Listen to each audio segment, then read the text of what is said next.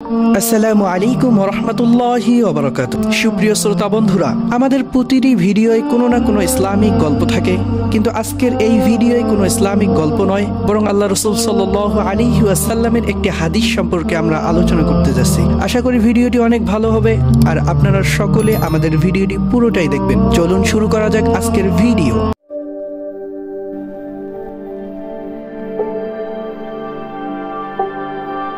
হাদিসটি বিখ্যাত সাহাবী রাসূল সাল্লাল্লাহু আলাইহি ওয়াসাল্লামের খাস খাদেম হযরত আনাস রাদিয়াল্লাহু তাআলা আনহু বর্ণনা করেন। রাসূল সাল্লাল্লাহু আলাইহি ওয়াসাল্লাম ইরশাদ করেন, আল্লাহ তাআলা জমিন সৃষ্টি করার পর যখন সেটি কাঁপতে থাকে, তখন তিনি পাহাড় সৃষ্টি করে জমিনের উপর তা স্থাপন করেন, ফলে তা স্থির হয়ে যায়। ফেরেশতারা পাহাড়ের কাঠিন্য দেখে আশ্চর্য হয়ে তারা জিজ্ঞাসা করে, হে রব, পাহাড়ের থেকে সুদৃঢ় ও কঠিন কোন সৃষ্টি আপনার আছে কি? তিনি বলেন, হ্যাঁ, তা হলো লোহা। লোহা দিয়ে পাহাড় কাটা যায়। তারা বলল, হে আমাদের রব, লোহার অপেক্ষায় কঠিন কোন সৃষ্টি আপনার আছে কি? তিনি বললেন, হ্যাঁ, তা হলো আগুন। আগুন দিয়ে লোহা জ্বালিয়ে ফেলা যায়। তখন ফেরেশতারা বলল, হে আমাদের রব, আগুনের থেকেও শক্তিশালী কোন সৃষ্টি আপনার আছে কি?